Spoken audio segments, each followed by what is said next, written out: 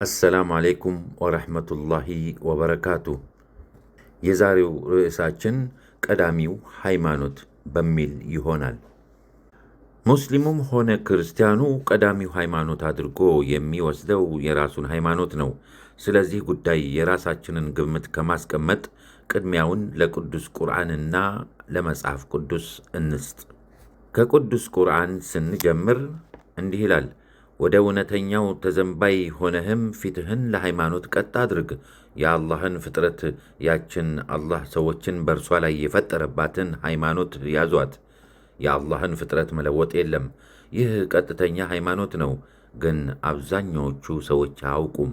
አሩም 30:30። እንግዲህ የሰው ልጅ ሲፈጠር በእስልምና ላይ ሆኖ ነው የሚፈጠረው። ምክንያቱም በክርስትና እምነት አስተምሮ አንድ ክርስቲያን ለመሆን መጠመቅ ግድ ይሆንበታል። ከተጠመቀም በኋላ ነው ክርስቲያን ሆንኩ የሚለው። እንዲሁም ከኢየሱስ ዓለይሂ ሰላቱ ወሰላም በፊት የነበሩት ቀደምት ነቢያት በሙሉ ሙስሊም ለመሆናቸው ቅዱስ ቁርአን እንዲህ ይላል፣ ለእናንተ ከሃይማኖት ያንን በርሱ ኑሕን ያዘዘበትን ደነገገላችሁ፣ ያንንም ወደ እናንተ ያወረድነውንም ያንንም በርሱ ኢብራሂምን ሙሳንና ዒሳንም ያዘዝንበት ሃይማኖትን በትክክል አቋቁሙ፣ በርሱም አትለያዩ ማለትን ደነገግን። በአጋሪዎቹ ላይ ያ ወደ እርሱ የምትጠሯቸው ነገር ከበዳቸው። አላህ የሚሻውን ሰው ወደ እርሱ እምነት ይመርጣል፣ የሚመለስንም ሰው ወደ እርሱ ይመራል። አልሹራ 42:13። እንግዲህ እስልምና ማለት ኖህ፣ ኢብራሂምና ሙሳን፣ ዒሳን፣ ኢየሱስ ማለት ነው። የአላህ ሰላምና እዝነት በሁሉም ላይ ይሁን። ነቢያት በጠቅላላው የመጡበት ሃይማኖት ነው። በቅዱስ ቁርአንም ይህንን ሐቅ እናገኛለን። ኢብራሂምም ይሁዳዊም ክርስቲያንም አልነበረም፣ ግን ወደ ቀጥተኛው ሃይማኖት የተዘነበለ ኢስላም ነበር፣ ከአጋሪዎችም አልነበረም። አልኢምራን 3:67። በሌላ አንቀጽም ቅዱስ ቁርአን እንዲህ ይላል፣ ኢብራሂም፣ እስማኤልም፣ ኢስሐቅም፣ ያዕቆብም ነገዶቹም አይሁዶች ወይም ክርስቲያኖች ነበሩ ትላላችሁን? እናንተ ታውቃላችሁን? ወይስ አላህ? እርሱም ዘንድ ከአላህ የሆነችን ምስክርነት ከደበቀ ሰው ይበልጥ በዳይ ማን ነው ብሎ ይጠይቃል። አልበቀራ 240። እንዲሁም ኢብራሂም ዓለይሂ ሰላቱ ወሰላም ለልጆቹ ምን መልእክት ነበር ያስተላለፈው ብለን ስንጠይቅ በቅዱስ ቁርአን ይህን እናገኛለን። በእርሷም በሕግጋይቱ ኢብራሂም ልጆቹን አዘዘ፣ ያዕቆብም እንደዚሁ ልጆቹን አዘዘ።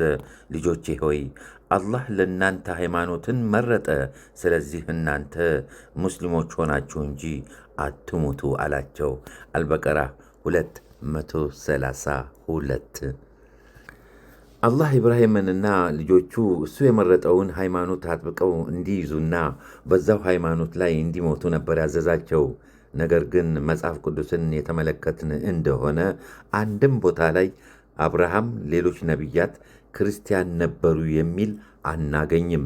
ሌላው ቀርቶ ኢየሱስ ራሱ ክርስቲያን ነበር የሚል ማስረጃ አልነበረም። ክርስትናንም አላስተማረም። በእርሱ ዘመን ክርስትና የሚባል እምነት አልነበረምና ይህንን በመጽሐፍ ቅዱስ እናገኛለን። ክርስትና የተመሠረተበትን በርናባስም ሳውልን ሊፈልግ ወደ ጠርሴስ መጣ። ባገኘውም ጊዜ ወደ አንጾኪያ አመጣው። በቤተ ክርስቲያንም 1 ዓመት ሙሉ ተሰበሰቡ፣ ብዙ ሕዝብንም አስተማሩ። ደቀ መዛሙርቱም መጀመሪያ በአንጾኪያ ክርስቲያን ተባሉ። የሐዋርያት ሥራ 11 ከ25 እስከ 26። አንቀጹ እንደሚያስረዳን ክርስትና የተጀመረው በአንጾኪያ ግሪክ መሆኑንና ጀማሪዎቹም ባርባስና ሳኦል ማለትም ጳውሎስ እንደነበሩ ነው። ጳውሎስ ደግሞ በኢየሱስ ዘመን ያልነበረ ሰው ነው። እነ ጳውሎስ በራሳቸው ዘመን የፈጠሩትን እምነት የኢየሱስ እምነት ነው ብለን መናገር አንችልም። ስለዚህ የክርስትና እምነት የነ ጳውሎስ እምነት እንጂ የኢየሱስ እምነት እንዳልሆነ ግልጽ ነው። ወደ ቁርአን መለስ ስንል እስልምና ስያሜውን ያገኘው ከአላህ ነው እንጂ ከማንም አልነበረም። በቅዱስ ቁርአንም ይህንን ሐቅ እናገኛለን። አላህ ዘንድ የተወደደ ሃይማኖት እስልምና ብቻ ነው። እነዚያ መጽሐፉን የተሰጡት ሰዎች በመካከላቸው ላለው ምቀኝነት ዕውቀቱ ከመጣላቸው በኋላ እንጂ አልተለያዩም። በአላህም አንቀጾች የሚክድ አላህ ምርመራው ፈጣን ነው። አልኢምራን 3:19። እንግዲህ እስልምና እንደ ሌሎች እምነት ሰው የፈጠረው ሃይማኖት አለመሆኑን አላህ ስብሓን ወተዓላ ገልጾልናል። በእስልምና ውስጥም እንከን እንደሌለበትና ሙሉ የሆነ ሃይማኖት እንደሆነ መስክሮላቸዋል። በቅዱስ ቁርአንም ይህንን ሐቅ እናገኛለን። ዛሬ ሃይማኖታችሁን ለእናንተ ሞላሁላችሁ፣ ጸጋዬንም በእናንተ ላይ ፈጸምኩ፣ ለእናንተም እስልምናን ከሃይማኖት በኩል ወደድኩ። አልማኢዳ 5:3። እንዲሁም ከእስልምና ውጭ ስላሉት ሃይማኖት ጌታችን አላህ ስብሓነ ወተዓላ ሲናገር በቁርአን እንዲህ ይላል። ከእስልምና ሌላ ሃይማኖትን የሚፈልግ ሰው ፈጽሞ ከእርሱ ተቀባይነት የለውም፣ እርሱም በመጨረሻይቱ ዓለም ከከሳሪዎቹ ነው።